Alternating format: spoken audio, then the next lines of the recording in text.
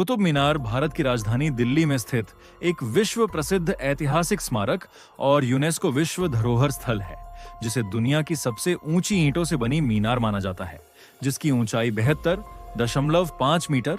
237.8 feet है और इसमें कुल 379 सीढ़ियां हैं। इसका निर्माण 1192 ईस्वी में दिल्ली सल्तनत के पहले शासक कुतुबुद्दीन ऐबक ने शुरू किया था, लेकिन उनके शासनकाल में केवल पहली मंजिल ही बन पाई थी। इसके बाद उनके उत्तराधिकारी इल्तुतमिश ने 3 और मंजिलें जोड़ी और फिरोज शाह तुगलक ने 5वीं और अंतिम मंजिल का निर्माण कराया, जबकि 19वीं सदी में ब्रिटिश गवर्नर लॉर्ड हार्डिंग ने इसकी मरम्मत करवाई।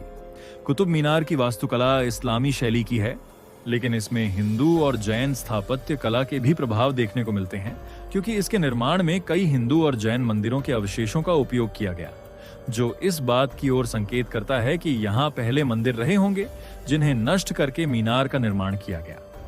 यह मीनार लाल बलुआ पत्थर और संगमरमर से बनी हुई है, जिसमें सुंदर नक्काशीदार आयतें और अरबी व फारसी लिपि में लिखे अभिलेख खुदे हुए हैं, जो इसके निर्माण और इतिहास की जानकारी देते हैं। साथ ही यह मीनार अफगानिस्तान के जाम मीनार से प्रेरित मानी जाती है।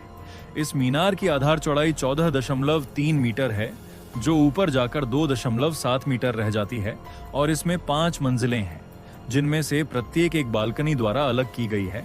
जिनकी रेलिंग में अद्भुत कारीगरी की गई है। मीनार के परिसर में स्थित लौह स्तंभ, जिसे गुप्त काल बोटिच 400 ईस्वी में राजा चंद्रगुप्त द्वितीय द्वारा बनवाया गया माना जाता है, अपनी अद्भुत धातु विज्ञान तकनीक के कारण आज तक बिना जंग लगे खड़ा है, जो प्राचीन भारत की वैज्ञानिक प्रगति को दर्शाता है। इतिहास में कुतुब मीनार को कई बार प्राकृतिक आपदाओं से क्षति पहुंची,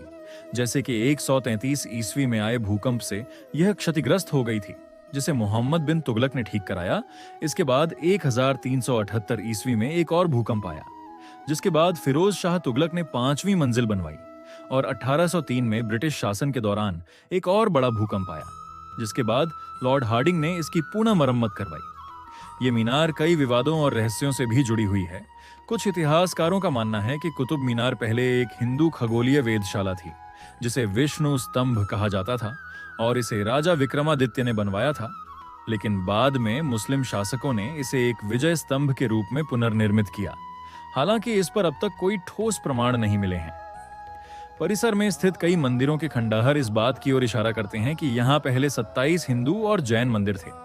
जिन्हें तोड़कर इस्लामी संरचनाएं बनाई गईं, और कुतुब मीनार के आसपास की कुछ दीवारों पर अभी भी हिंदू देवी देवताओं की मूर्तियों और संस्कृत शिलालेखों के चिन्ह देखे जा सकते हैं, जिससे यह विवाद और गहराता है।